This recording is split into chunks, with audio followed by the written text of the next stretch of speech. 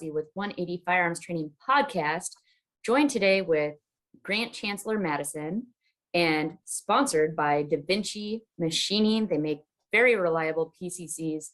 And today we have Chris Aust joining us. Now, Chris and I met at Nationals a few years ago. We were on the same squad, and he actually shoots revolver.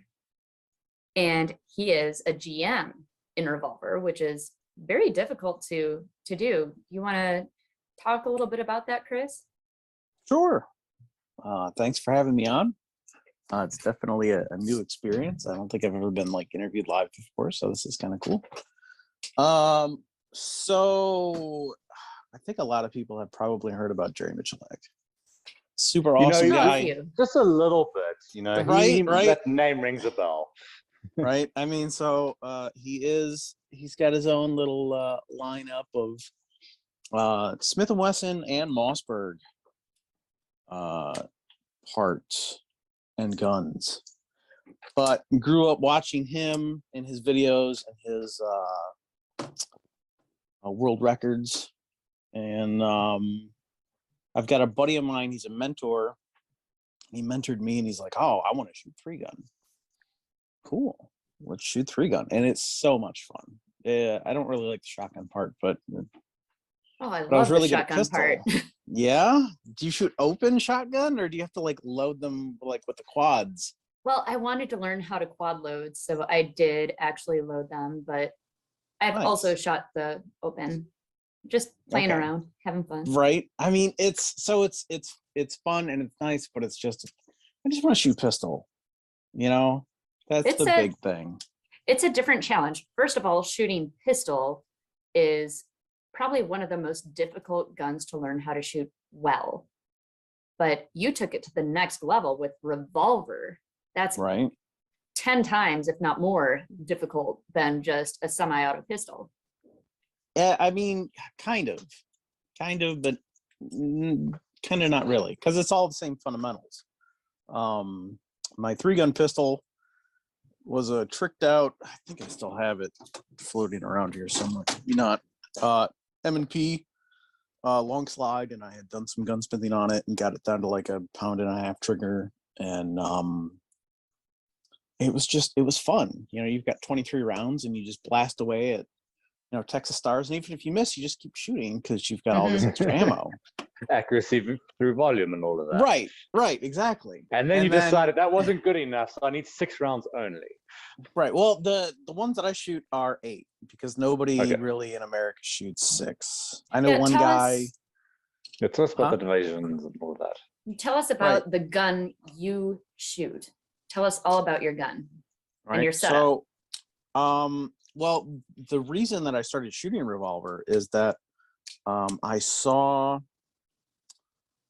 videos. This was right about the time where World Shoot 2017 in France was going on. I'm like, oh, that looks like fun. I want to do that. How do I, because I want to start shooting pistol only. So USPSA.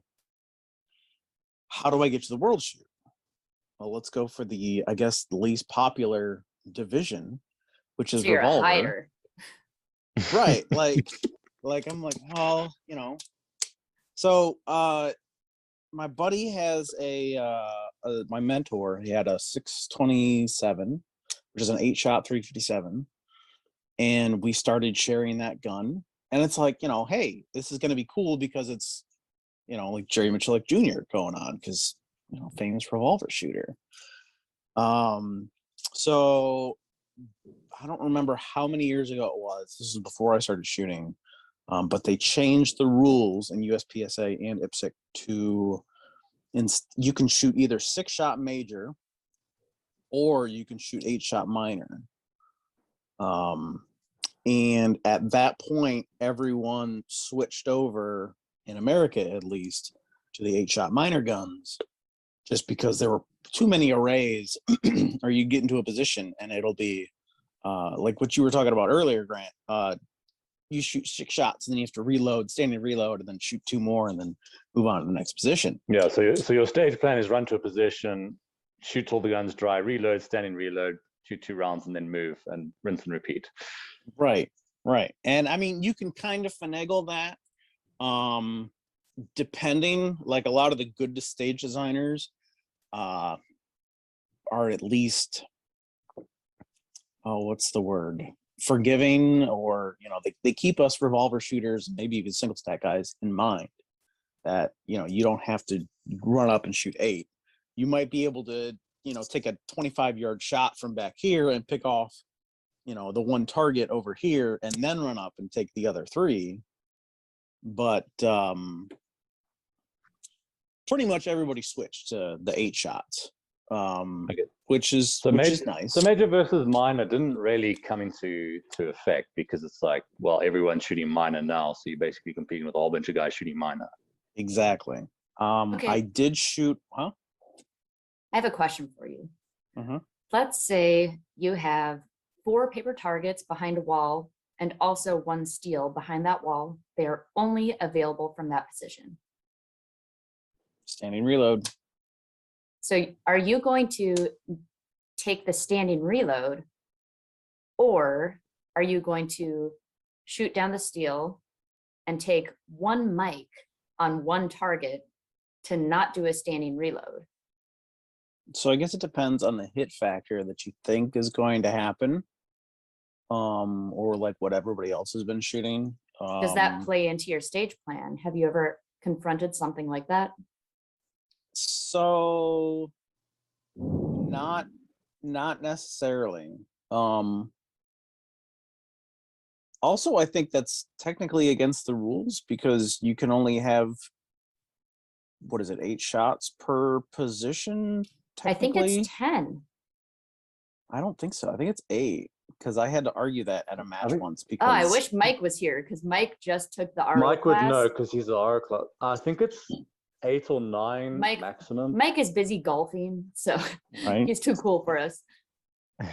But I mean, so obviously when you get to the local matches, they're not always going to follow that rule set. So there's been, a time where I had to take 16 shots from a single position. And it's like, oh, well, you could just back up a little bit. Like, no, not really. Like, that's still the same spot. That was their solution. Right. Back up a little bit. So clearly don't shoot revolvers. I was always told, never take the mic. And I've gotten it down to the point where it's maybe a sub 2-second reload. Yeah, your reloads are quick. So, and that's, it's probably the biggest thing. It's like shooting shotgun in 3-gun. You spend less time shooting and more time reloading. It's just all reloading. Mm-hmm. Just practice reloading. If you practice reloading and don't even practice shooting, you're going to be pretty good. So I don't think I would ever take the mic, especially like if it's in that, like if it's a high hit factor stage and you're trying to push it, like I might take 2 shots on that steel and miss. So then I'd have 2 mics that I have to deal with. So I'm going to have to reload anyway. Well, and if you have a sub 2-second reload, I mean, your standing reload isn't going to cost you that much depending on the hit factor of the stage. But for guys you where... say that, but in IPSC, that, I mean, if a 1.8 seconds, let's just say that might be, you might actually take the mic and just basically equal out any gain you got by actually hitting an alpha on that in an IPSC stage. And then have more rounds for the next position. Yeah. It's something to think about, though. Right. But at the same time, you're also competing against other revolvers. And like there might be a couple that are like that good. Like I know Sasha Beck in Germany. He's pretty good. So it depends on like who you're up against and are you actually trying to win, that sort of thing. But it might also, if you blaze through a position like that and take a mic, but using that as more momentum forward to the next position and have more rounds at the next position, that might actually, I mean, yes, you'll have a mic, but the hit factor might be higher. And at that top level, if you can gain 5 points on someone on a stage, it's quite a lot. Right. Yeah, it would depend on the stage for sure, but Yeah, it would depend on the stage. Don't like, okay, oh, there's a steel there, I'm going to mic something. Don't apply well, and you it wouldn't to want to have, everything. like, if it's a steal, you wouldn't want to have the FTE. But Hmm. okay, so let's say this: you missed the steal, but you shot at it, so it's not a failure to engage, and now you're out of rounds.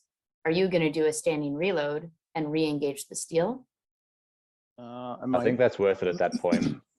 Yeah. Take a procedural mic that'll probably cost you more than a standing reload, I think. Okay, well, I'm How is trying that- to do the math in my head. how is that One of the any things with different? revolver is that you're always going to reload in between positions, almost always. Like then there might have been like one match, one stage where I didn't reload in between two positions, or I didn't have to, but did it anyway because I'm so used to it, even though I had, mentally walked through the stage plan.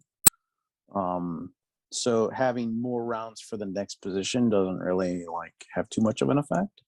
But yeah, as far as like standing reload and then a steal, like it's 50-50. But I think all the top revolver guys would just do the standing reload, even if they might. And then Okay, so if you do that standing reload, now your round count could be off for the rest of the stage. So are you then going to reload again where you plan to reload? yeah, it's just revolver is a reloading game. So basically, every single time that you move positions, the gun's coming down, you're inserting another clip, I believe. It is a clip, yeah. I'm using the... Yeah, okay. yeah, we'll use clips. I used it correctly. It's a magazine. Not a magazine, it's a clip. It is actual clip. So yeah, the half moon one, full moon. or the full moon clips that you use. Okay. Yep. Yeah, and your revolver is very, chambered very in quick. 9mm. Yeah. It's some strange. So Smith & Wesson, I guess, they don't know how to use or work with titanium, so they contracted the cylinders out to Taurus, and I guess Taurus chambered them for 9x21, but then the barrels are all 38 caliber, so it's like 9x21, or no, it's 38x21. Technically 21, which is like it's okay. they just say 9mm, and it's like, sorry, Taurus in South Africa does not have a very good record. No, neither here. It's kind of a hit or miss, maybe you'll get a lemon, but you probably will, and there's no real off-sales supports. Right. So can you tell us about single action versus double action, how that all works with shooting in USPSA? So single action, I mean, I'm assuming everyone knows what the difference is between single action and double action, but I'll use this one because my revolver actually doesn't have the hammer spur on it. Single action, so you would cock the hammer, and then the trigger is only doing one thing, and that it's releasing the hammer. That is a short trigger pull. Right?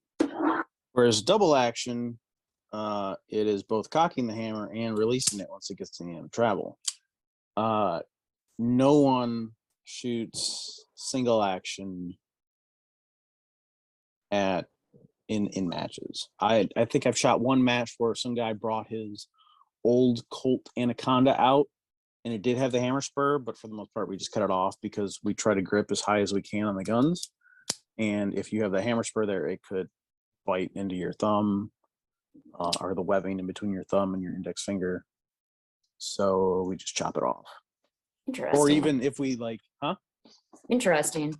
Oh, and if we even the like Apex or any of the other revolver manufacturers that make parts for the guns, they typically won't even have hammer spurs. I see you've done some polishing around the cylinder where there's contact with that locking thing. Can you just explain that? Because that is not something that I've ever seen. So I've heard, now this is just for for looks, I don't think it actually does anything because the cylinder is titanium. But back in the day, there was a guy, I don't remember his name. I think it was like Bob something. Vogel. It's probably not Right? Bob Vogel. I don't think he's ever shot a revolver in his It life. could be. Oh, yeah, he You know, has. like Has he? you know, his old service weapon back when he was a police officer back in the 70s, probably. How old Uh, are you that you think Bob Vogel would be a police officer in the 70s? I mean, you never know. I don't know how old he is. No. He's probably my age, honestly. No, he was probably born around 1980, I would guess. Maybe 79. Anyway. Right? Moving on. I mean, depending on some of the small town Ohio police departments, you know, maybe they don't have a budget. Maybe they did, you know, issue revolvers back when. Yeah. And old timers are hard.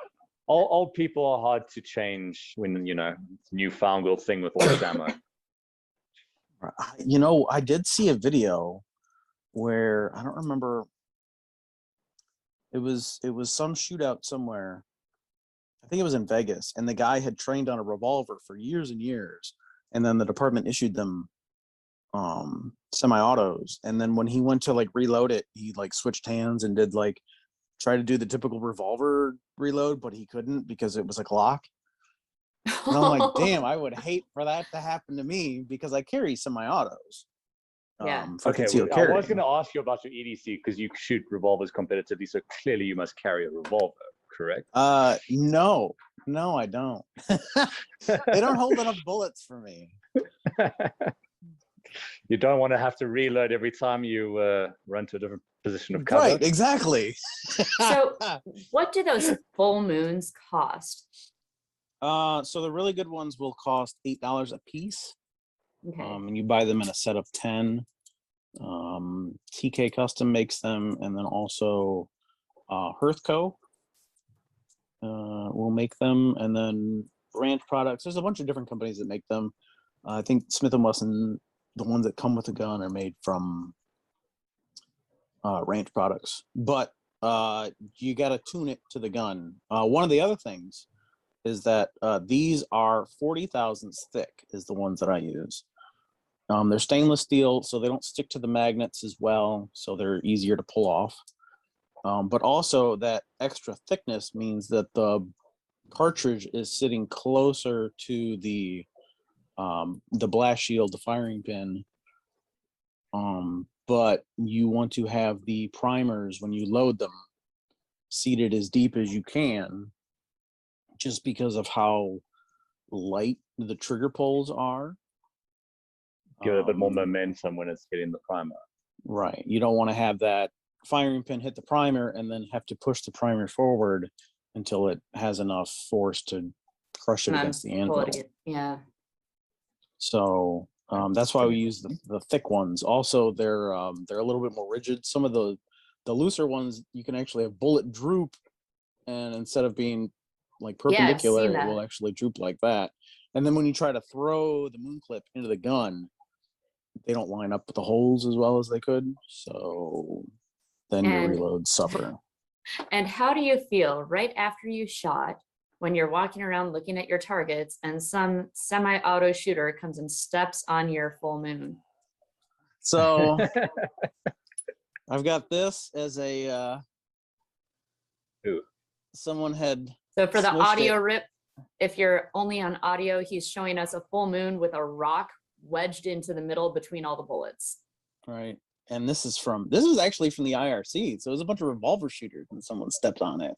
So they should know better. But I mean, I don't want to say they're disposable. They are $8 a piece, but so how long do they last typically? How long are you going through them basically? Until you lose one or you step on one. Okay. Yeah. So before a match, I'm assuming you're basically just checking to make sure that, right, like we case gauge ammo, you check your moon clips. Right. So we case gauge it as well. it's a little cylindrical case gauge with 8 holes, and then it case gauges and it checks the flatness of the moon clip when you slide it in. So it should drop right in just as easily as it would drop into your cylinder. Oh, that's cool. Okay. I didn't know that. Yep. That's actually pretty good. And we were talking, we're on ammo now. I want to talk about we were chatting about it before we started the podcast. You were going to go to the World Shoot in Thailand, which was canceled, postponed, canceled, whatever. I just wanted you to talk about your ammo situation that you guys were trying to sort out, just for the audio. Sure. So, I think it's like an 800 round match they're expecting. And of course you want to bring extra, or maybe it's a 500 and you obviously bring extra. It's about 800 you're going to bring. Yeah. Right. So, the airlines, which I'm assuming is how everyone is going to get to Thailand, limits you to 5 kilograms of ammo, which I want to say is about maybe half, 11 or a little pounds. less than half. Right. Yeah. Less than what you would actually need to even complete the match. So, we're trying to work with the ammo manufacturers in Thailand, which is actually, there's only like 2 that are affiliated with the IPSC and the World Shoot, and there might even be just 2 in the country because of how strict their laws are with people owning things. Some of the problems that you have to have with the Brevo, or that we're having with Revos, is that one, you want to use federal primers and they want to be seated as deep as you possibly can, where you actually flatten the cup, because our actions are tuned, because we all load our own ammo, so we're going to get them as light as possible. So we use the federals, and then we want to get them seated deep so that the firing pin ignites them. Also, Smith & Wesson, when they made these, they just use existing revolver barrels, which are all 38 caliber instead of 9mm, which is what the gun is supposedly chambered for, is 9mm. So it's not too much. I know one guy that has a 355 barrel, which we slugged it. You drop the piece of lead in there and you pound it through, and then you measure it when it comes out the end. But the rest of us, all of our barrels are 38 caliber. So there's like a 3,000ths difference, which could really affect accuracy and power factor once you get down there. So you've got a 9mm casing. We'd obviously want to use federal primers if possible. We can tune the guns up to have heavier primers. But we all load them long, because when Smith & Wesson designed these, instead of setting the barrel back and then having a cylinder that is 9mm length, they sent it to Taurus, and Taurus made it a little longer. So we want to be able to jump that cylinder, or that the throat, a little quicker. So we try to load it as long as possible. And we need this 38 caliber bullet shoved into a 9mm case that nobody makes. So we're trying to talk to the guys in Thailand and be like, can you make it? And then when they do it, they're going to have to crimp it even harder than they normally would, because for whatever reason, I don't know if it's with the cylinder spinning around or the recoil impulse or what, but some of the factory ammo, I went to Nationals and it was sponsored by Federal, and they had some of the Federal Syntec ammunition, or guys were trying to buy Federal ammo off the shelves to take to matches, and they'd put 8 rounds in a moon clip and they'd shoot 6, and they'd come back and the bullets would be jumped almost completely out of the case. Wow. So that's definitely going to affect your accuracy. So we always, when we load our own ammo, obviously we crimp it as much as possible so we don't get the bullet jump. However, I still get a little tiny bit. And for the most part, it doesn't affect anything, but I do have a bag that I think I saved from Nationals of every time that I shot, 6 shots. and I'd take those two and I'd put them in a bag, and then I'm going to test them and see how bad the accuracy actually is at distance. So when I get to the world shoot, if I've got a 40-yard partial or whatever the hell they're going to throw at me, is that going to go into my stage plan? Is that going to be, I'm going to have to take that one first because I know that the bolts are going to jump and the accuracy is going to suffer by the time I get around to those if I shoot it last. So that's still something that I'm not even like, I haven't even tried it yet. That's so much stuff in your head that you have to worry about at the world shoot. And yeah, so they are going to have 50-yard targets. They are going to have 40-yard partials. They're going to have these little steel plates that are square and teeny tiny and probably painted the same color as the background. Right. And also the problem is it'll be an open target, but where you're going to take it from, you're going to turn it into a very small partial target as well, and it's going to be far away. I know when we were looking at match ammo, it was going to be CCI primers, bit of Ori powder, and Frontier bullets, and that's what the official match ammo is going to be loaded with. So I don't know how the hardness is between CCI and Federal, but it's probably what they're going to be using there. Right. But and I mean, like, we can deal with the CCI primers. It's not going to be nice. I mean, like right now our triggers are 6, 7, 8 pounds anyways. Right. But then we'd have to crank them up even more. And then. So your training before the world shoot is actually going to be making sure the gun ignites pretty much everything and then shooting it with a heavier, worse trigger. Right. Well, so that's the interesting thing is that I'm talking to these guys and they're giving me load data and there's like, well, we're going to try this and this and this. I'm like, all right. So I went out and I bought the primers, which Vita Vori primer or powder with Vita Vori is like kind of hard to get. So I had to like, and it's expensive. Right. It is. It's like $35 a pound. That's so cheap, but okay. We'll I mean, like for here, you're in South Africa. So how much is it there? It's $80, half a pound. $80 a pound, yeah, 500 grams. Goodness. It's a premium powder, shall we say. All right, so here's the thing. If you're traveling to the world shoot in Thailand and you're having all these ammo issues, what you do is use their ammo as a backup plan in case you can't get in the ammo you need. So you pack the ammo you need. You have 2 checked bags. On the way back, usually in other countries, you can't fly with ammo and the gun in the same suitcase. So you have to have 2 suitcases anyway in case you're returning with ammo and a gun, unless you leave everything there. So what you do or can do, and I'm not recommending this, I'm just saying I've seen people do this. There are a few things you can do. On the way there, it's okay to have ammo in the same bag as the gun, just not on the way back. So you distribute the ammo between the 2 checked bags. You hide as much of it as you can inside underwear or whatever. And when you check your bags, first you give them the bag without the gun and have them check it. And when you hand them the bag with the gun, you say, oh, by the way, I have a firearm. First bag is already gone. So whatever you have in the bag with the firearm is within the weight limit.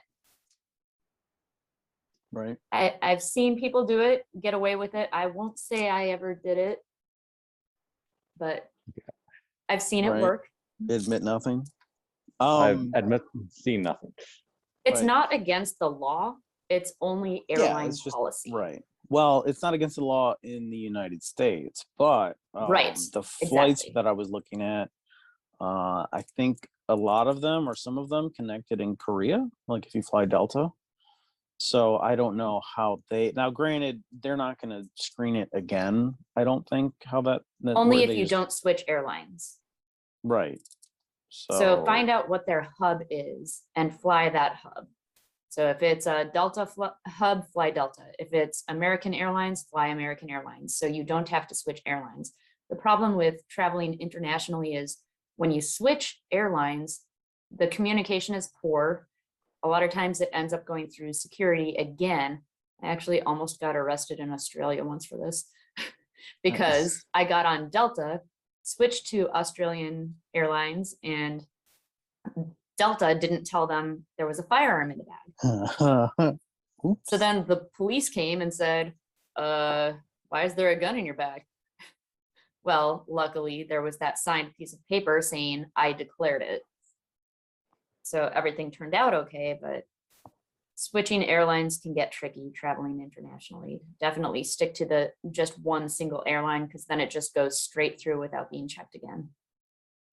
Okay, so here's a plan B if you don't want to kind of run the roulette of getting caught. Not saying well, no it's one not ever did about getting caught, because when you leave America, it's totally legal. It's just against their policy. So the only thing is, if they decide they're going to weigh your ammunition before you leave, that's when it can be a problem. And then whatever extra is over that weight limit, you just have to leave there. And then you end up using your backup plan, which is buying ammo when you arrive. Yeah. Right. So the backup, no, the backup plan is you have ammo that you know that works, and you'll have.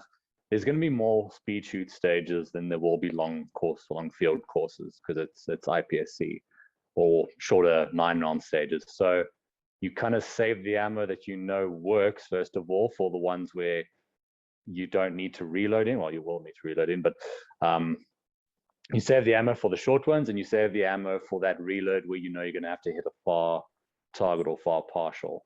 So when you go through the matchbook and you start plotting out kind of where your reloads are going to be, it's like, I'm going to load your magnets to where the third one, for instance, is going to have my ammo, and the rest are going to have the bought match ammo. So when I reload into it, it's going to be reloaded into my match ammo that I know works for that hard target. And then you just pray that it doesn't fall off the magnet as you're running. And there are not going to be don't miss a hoser reload. stages. I mean, there'll be a few hoser targets here and there, but there are not going to be hoser stages.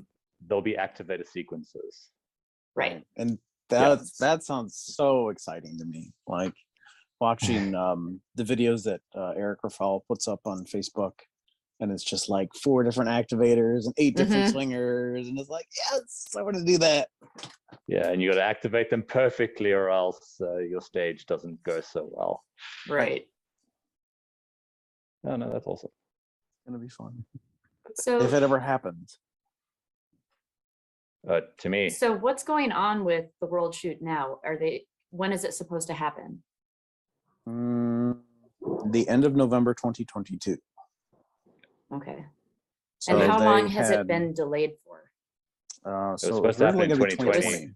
It was supposed to be 2020, right? No. It was so awesome. They had the whole thing. It was like 2020, and then it was kind of like they had the whole design and everything. When they postponed it, it was like someone just typixed out the 0 and added a 1. Right. And now they've redesigned it now. Well, I think it was they used the 0 as an O, and they put an NE.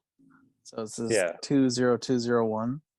But yeah, and then I guess with the mix of how many people have been able to get vaccinated in some of the other countries, and that's another thing, is that what if the people don't want to get vaccinated? I don't know how it is in everywhere else, but like in America, we're not about that, really.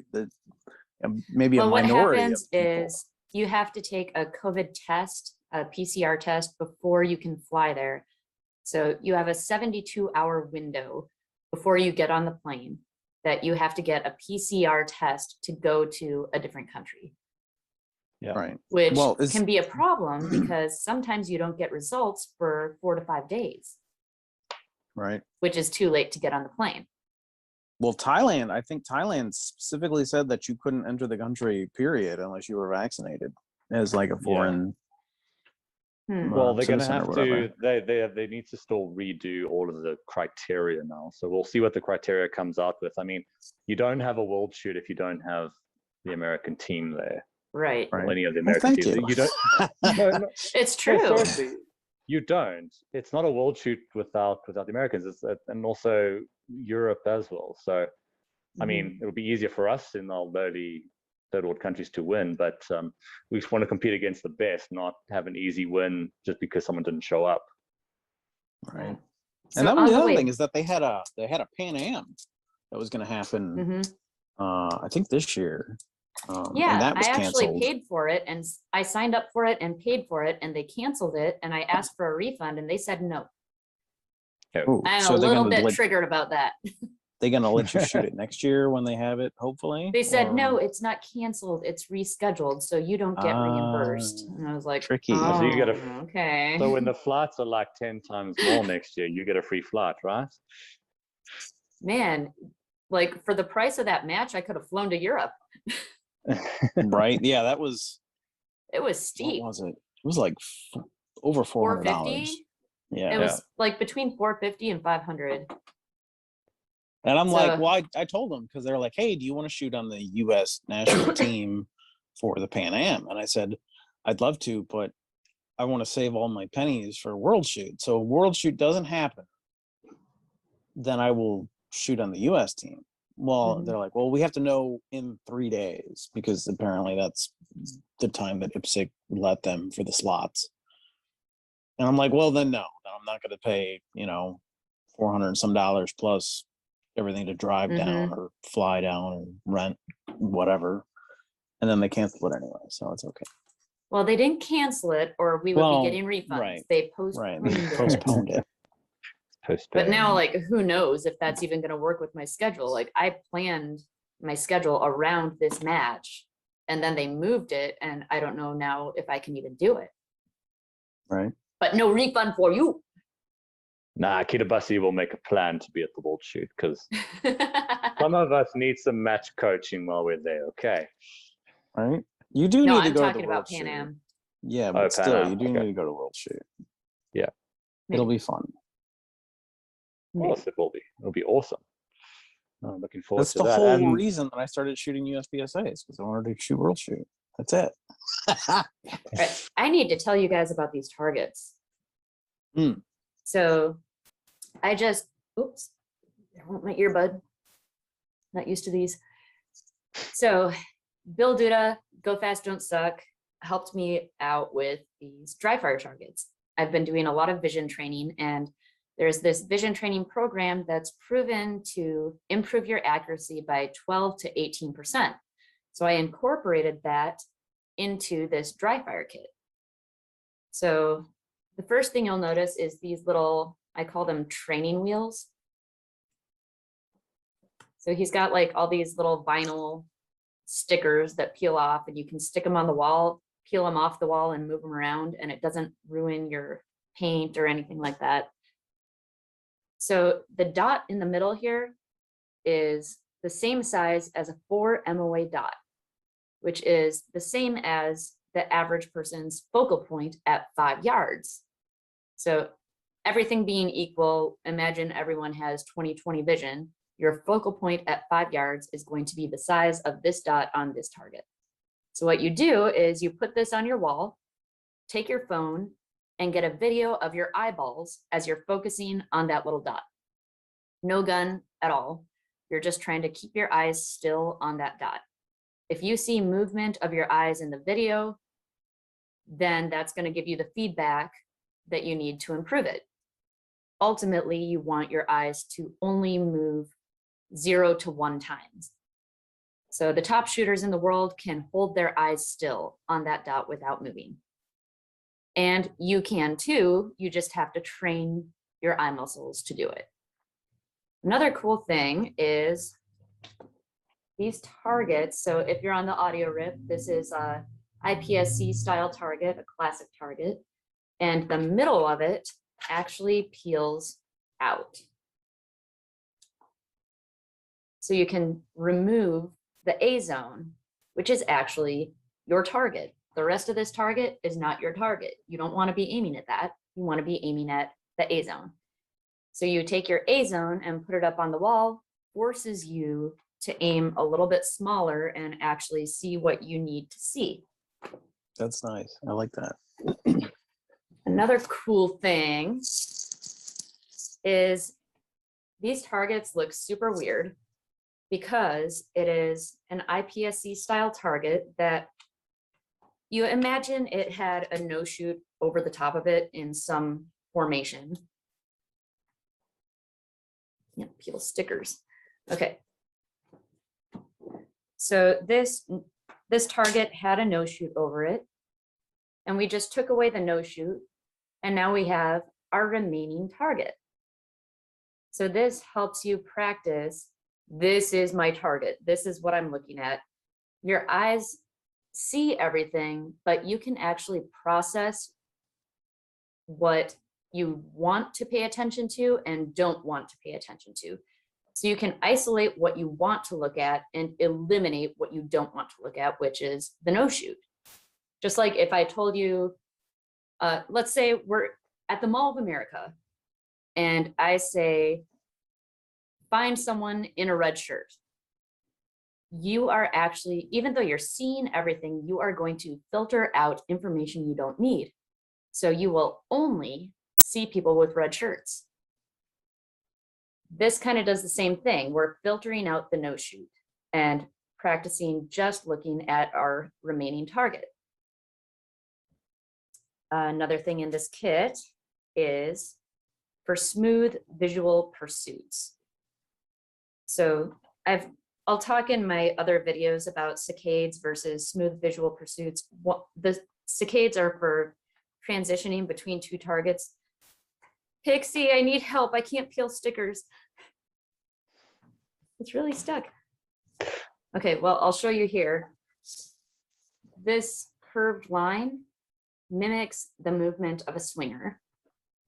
And within this kit, I got this dry fire swinger made by Go Fast Don't Suck. So you take away the swinger and just put that arc on the wall, and your eyes move in a smooth visual pursuit. We call it tracking. So what you want to do is, again, get video of your eyes tracing that line, and they should be moving at speed, but not jumping from one focal point to another. They should be moving smoothly. This is like when you go to the eye doctor and they hold a pencil up and move it back and forth in front of you, and you're supposed to follow it with your eyes. They're watching to make sure. They're watching to make sure your eyes aren't jumping around, because that means you have a vision problem. So you don't want your eyes jumping around as you're tracking a target. They should be moving in a smooth line, and you can get that feedback by getting video of your eyes. And the last thing here is steel poppers, but the center of the popper peels out because that is what you're actually aiming at. So what you do is you dry fire it with the whole popper, then you peel off the middle and dry fire it again with just the spot you're aiming at. Then you put it back, dry fire it again as the whole thing. And you find that when you isolate it that way, your accuracy increases by that 12 to 18%. Scientifically proven in multiple meta-analyses and also peer-reviewed journals. Nice. Available in South Africa when? Well, I can probably do a shipment to Southern Sky Operations, just like I did with the book. So we can work that out. I think they need to contact you about that. Yeah, we can work that out. Cool. So Chris, is there anything you wanted to say about Shooting Revolver that you didn't get to say? Do you have any sponsors or anyone you want to plug? Blue Bullets, they were really cool. Hogue, actually. So they made me these really sweet IPSC grips for the World Shoot that is postponed. So big shout out to them. Those are pretty neat, I gotta be honest with you. No, I'm really excited. He sent me a picture of like a bunch of different, and I'm like, oh, that one right there. I need it. Nice. I wanted backup grips too, but he ran out of the wood. But I did have some black and white ebony made. those are so much. You gotta use those on your gun for the World Shoot. Those are awesome. Right? That is They'll be beautiful. One of them or both of them. I'm not sure. So Hogue Well, you grips, check take it those back. out. Take it back up. But I see the grips are quite smooth. Obviously, I mean, we try and put them as much sandpaper and grip texture on our grips as much as possible. Is there a reason why they're smoother to manipulate the revolver? Yeah, actually, so we also use so there's a fine line, and I think Keita's seen me like dig up dirt and put dirt on my hands to try to get some of the sweat off, but we want it to be smooth because when we're shooting the gun, we want to be able to roll it and not stick to us because we're reloading. It's just a reloading game. So a lot of the guys will use cornstarch even and put cornstarch on their hands to make it even slipperier. And they just use leverage points on the gun to lock it in place. Plus, these things are actually pretty heavy too. Like there's no weight restrictions on those. There's no box that it has to fit in. So something I've seen, something I've seen a lot of guys do is not with revolver necessarily. I haven't seen a lot of revolver shooters, but with pistol grip, they'll put the pistol grip on their hands and then they'll take baby powder and put it in the webbing between their thumb and forefinger so that when they have to reload, they have the grip on the gun for shooting, but the spot they need it to be slippery is slippery.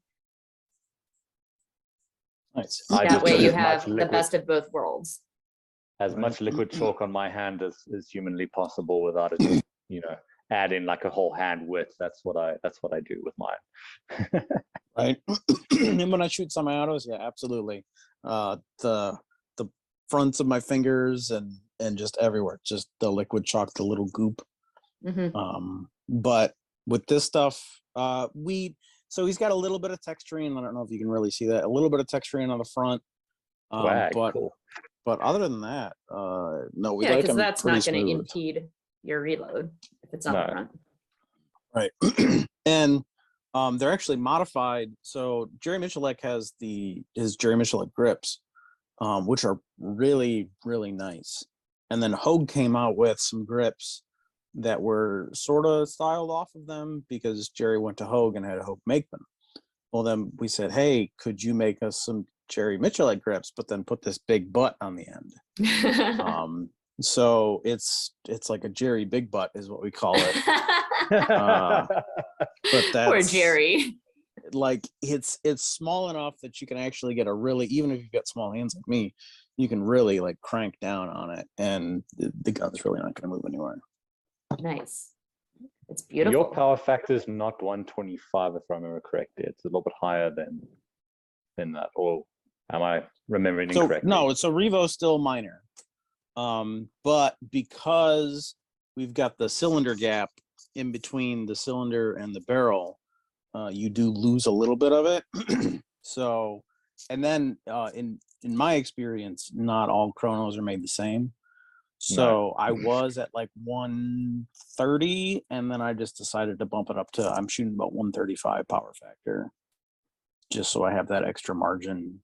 And there's no slide, so you don't have the reciprocating mass, and the barrel's pretty hefty, so the gun really doesn't move as long as you try to get as high as possible.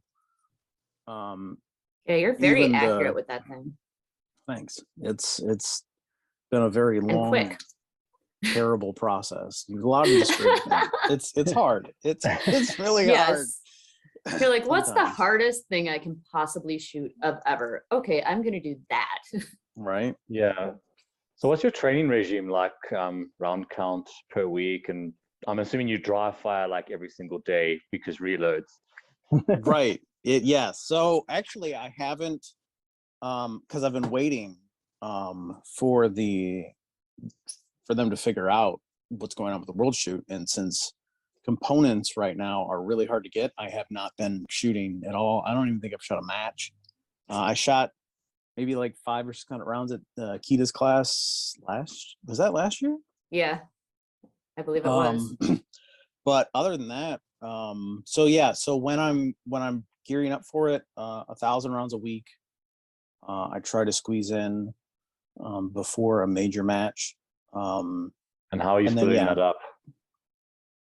So maybe two 2 or 3 range sessions, depending. I mean, like, if I can only get out to the range, it's like, well, let's shoot until my hands get sore. And then, you try to just do the most difficult thing that you don't think that you're ever going to find at a match, like 25-yard partial swingers that are moving really quick, and that sort of thing. I mean, the I've fundamentals seen those. are all the same, but it's just dry fire reloads is the biggest thing. And then even then, I think the mental outlook and stage planning is maybe even a little bit bigger than that. That's probably the biggest, because you've only got 8 shots, so you got to make it work somehow. And try to find a flow. Right. So on stage plan, do you find yourself deliberately running safer stage plans at matches, or do you take a few risks where you're going to shoot 8 rounds in the 3 steel type of risks? So I used to be safe, and now I found that I'm taking more risks, especially for like locals. I almost treat like a local as a practice, and I don't like try to push it as much. But I remember one time at nationals, there were 40-yard steals that you could take from the back, and you wouldn't have to do a standing reload up front. And I'm like, oh, fuck it, I'll do it, whatever. And it worked out. It was a little bit slower, as it turned out, but it's one of the, like, I'm really new at the sport, so I'm still learning. It's usually faster to run up, depending on the risk. I mean, if it's like a bunch of headshots with no shoots, you can, and taking them back saves you a reload, then just run forward, do the standing reload, and get the hits. Yeah. So it really depends on the risk. And that's what everybody ended up doing, is they ran up, shot a couple of shots, and like took 2 steps forward because they're reloading anyway. So you might as well get just that little bit closer, and then took the 2 more shots on the steel once they got up there. Okay. That's probably what I do. Yeah. All right. Well, Chris, thank you so much for coming on. Thanks for having me. Appreciate it. Was a lot of fun. Yeah. It was awesome meeting you and chatting a division I've never tried. Probably never going to try it, but it was interesting nonetheless. Right. I mean, it is. I just do it just for fun. Just one little local match, just to. No, I got a 19, but the problem is no one shoots revolver at IPSC matches. I'll be that one person on practice score that decided to go shoot revolver. And even if you win, you don't get a trophy. It's lonely at the top, baby. It's lonely at the top. All right, thanks, guys. See you later. Well, thank you so much. Have a good one. Cheers. Bye.